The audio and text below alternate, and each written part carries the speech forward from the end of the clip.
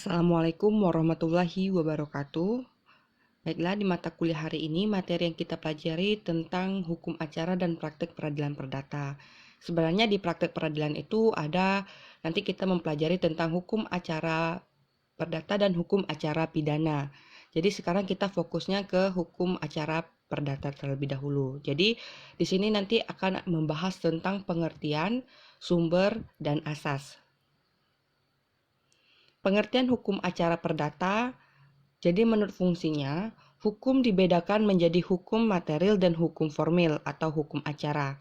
Hukum acara perdata adalah hukum perdata formil yang pada dasarnya berfungsi mempertahankan atau menegakkan hukum perdata material melalui pengadilan apabila terjadi pelanggaran terhadap hukum perdata material atau terjadi sengketa. Bahkan, hukum acara perdata juga mengatur bagaimana tata cara memperoleh hak dan kepastian hukum manakala tidak terjadi sengketa melalui pengajuan permohonan ke pengadilan. Namun demikian, secara umum hukum acara perdata mengatur proses penyelesaian perkara perdata melalui hakim di pengadilan penyusun gugatan. Lalu ada pengajuan gugatan, pemeriksaan gugatan, putusan pengadilan sampai dengan eksekusi atau pelaksanaan putusan pengadilan. Berikut ini dikutip beberapa definisi hukum acara perdata. Pertama, menurut Sudikno Martukusumo mendefinisikan hukum acara perdata sebagai peraturan hukum yang mengatur bagaimana caranya menjamin ditaatinya hukum perdata material dengan perantara hakim. Menurut Wiryono, hukum acara perdata adalah rangkaian peraturan yang memuat cara bagaimana orang harus bertindak terhadap dan di muka pengadilan dan cara bagaimana pengadilan itu harus bertindak, semuanya itu untuk melaksanakan peraturan hukum perdata. Menurut Abdul Qadir, merumuskan hukum acara perdata sebagai peraturan hukum yang mengatur proses penyelesaian perkara perdata melalui pengadilan atau hakim sejak diajukan gugatan sampai dengan pelaksanaan putusan hakim. Menurut Retno Wulan dan Iskandar, memberi pengertian hukum acara perdata sebagai semua kaidah hukum yang menentukan dan mengatur cara bagaimana melaksanakan hak-hak dan kewajiban-kewajiban perdata sebagaimana yang diatur dalam hukum perdata material. Secara garis-garis besar, tahapan-tahapan peradilan perdata meliputi pertama, pengajuan gugatan, kedua, pemeriksaan gugatan, ketiga, pembuktian, keempat, putusan, kelima, upaya-upaya hukum terhadap putusan, dan terakhir keenam, eksekusi.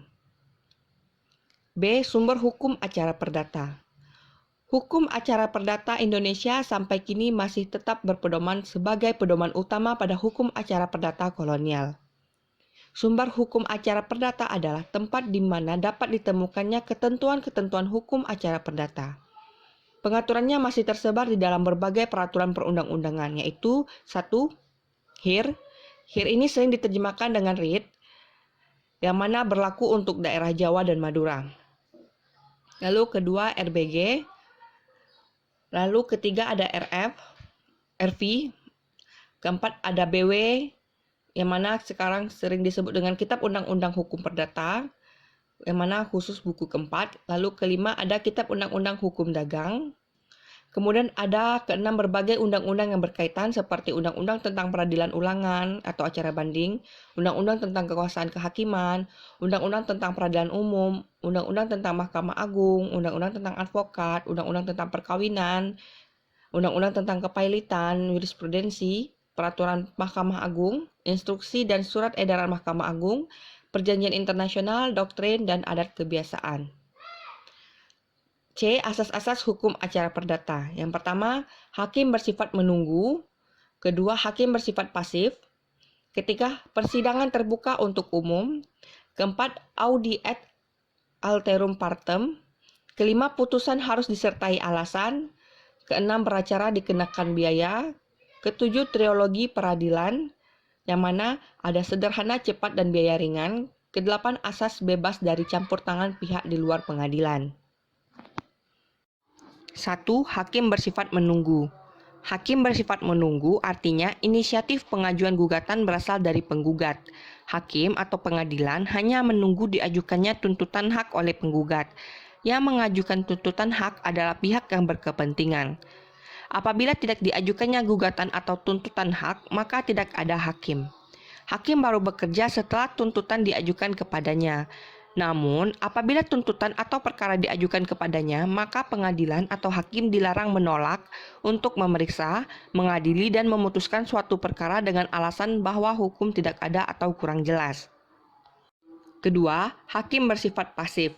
Menurut Sudikno, hakim yang di dalam memeriksa perkara perdata bersikap pasif dalam arti kata bahwa ruang lingkup atau luas pokok sengketa yang diajukan untuk diperiksa pada asasnya ditentukan oleh para pihak yang berperkara dan bukan oleh hakim.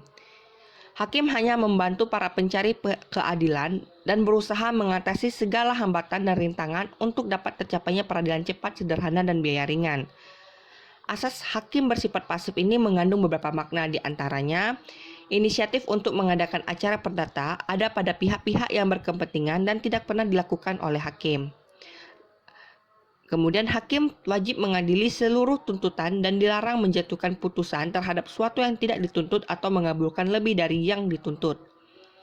Lalu, hakim mengejar kebenaran formil, kebenaran yang hanya didasarkan kepada bukti-bukti yang diajukan di depan sidang pengadilan tanpa harus disertai keyakinan hakim.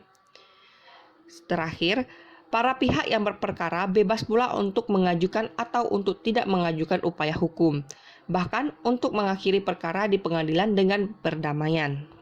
Ketiga, persidangan terbuka untuk umum. Pasal 13 ayat 1 Undang-Undang Nomor 48 Tahun 2009 tentang Kekuasaan Kehakiman menentukan semua sidang pemeriksaan pengadilan adalah terbuka untuk umum kecuali undang-undang menentukan lain. Secara formal, asas ini membuka kesempatan untuk social control, untuk menjamin peradilan yang tidak berpihak, adil, objektif, berproses sesuai dengan peraturan perundang-undangan yang berlaku. Masyarakat secara umum dapat hadir mendengarkan dan menyaksikan jalannya persidangan yang dinyatakan terbuka untuk umum, kecuali ditentukan oleh undang-undang dan persidangan dinyatakan dilakukan dengan pintu tertutup. Asas ini bertujuan untuk memberikan perlindungan hak asasi manusia di bidang peradilan sehingga terjadi pemeriksaan yang fair dan objektif dan didapat putusan yang objektif. Putusan pengadilan harus diucapkan dalam sidang yang terbuka untuk umum. Putusan tidak sah dan batal demi hukum apabila tidak diucapkan dalam sidang yang terbuka untuk umum. Keempat, audi et alteram partem. Pengadilan harus memperlakukan kedua belah pihak sama, memberi kesempatan yang sama kepada para pihak untuk memberi pendapatnya dan tidak memihak. Pengadilan mengadili menurut hukum dengan tidak membedakan orang. Pengadilan tidak boleh menerima keterangan dari salah satu pihak sebagai benar bila pihak lawan tidak didengar atau tidak diberi kesempatan untuk mengeluarkan pendapatnya. Kelima, putusan harus disertai alasan. Alasan tersebut dimaksudkan sebagai pertanggungjawaban hakim dari putusannya terhadap masyarakat, para pihak, pengadilan yang lebih tinggi, dan ilmu hukum, sehingga oleh karenanya mempunyai nilai objektif. Kewajiban mencantumkan alasan-alasan ditentukan dalam Pasal 195 RBG, Pasal 184 HIR, Pasal 68A Undang-Undang Nomor 4 2009 menentukan 1. Dalam memeriksa dan memutuskan bertanggung jawab atas penetapan dan putusan yang dibuatnya. Kedua, penetapan dan putusan sebagaimana yang dimaksud pada ayat 1 harus memuat pertimbangan hakim yang didasarkan pada alasan dan dasar hukum yang tepat dan benar.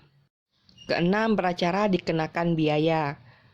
Biaya perkara ini dipakai untuk biaya kepanitraan, biaya panggilan, biaya pemberitahuan, biaya materai, dan lain-lain biaya yang memang diperlukan seperti misalnya biaya pemeriksaan setempat. Namun dimungkinkan bagi yang tidak mampu untuk berperkara secara prodeo atau berperkara secara cuma-cuma, sebagaimana yang diatur di dalam pasal 273 RBG atau 237 HIR yang menentukan penggugat atau tergugat yang tidak mampu membayar biaya perkara dapat diizinkan untuk berperkara tanpa biaya. Ketujuh, trilogi peradilan. Yang dimaksud dengan asas sederhana, cepat, dan biaya ringan adalah hakim dalam mengadili suatu perkara harus berusaha semaksimal mungkin untuk menyelesaikan perkara dalam tempo yang tidak terlalu lama. Zainal Asikin menjelaskan ketiga kata itu sebagai antara lain, yaitu yang dimaksud dengan sederhana adalah acaranya jelas, mudah dipahami, dan tidak berbelit-belit. Cepat menunjukkan jalannya peradilan yang cepat dan proses penyelesaiannya tidak berlarut-larut yang terkadang harus dilanjutkan oleh ahli warisnya. Sedangkan biaya ringan maksudnya biaya yang serendah mungkin sehingga dapat terjangkau oleh masyarakat. 8. Asas bebas dari campur tangan pihak di luar pengadilan. Hakim dituntut sungguh-sungguh mandiri. Hakim-hakim mempunyai otonomi yang selalu harus dijaga agar proses peradilan berjalan menuju sasaran peradilan yang objektif, fair, jujur, dan tidak memihak. Hakim tidak boleh terpengaruh oleh hal-hal di luar pengadilan seperti pengaruh uang, pengaruh kekerabatan, pengaruh kekuasaan, dan lain sebagainya. Baik, cukup sekian dulu materi hari ini. Terima kasih. Wassalamualaikum warahmatullahi wabarakatuh.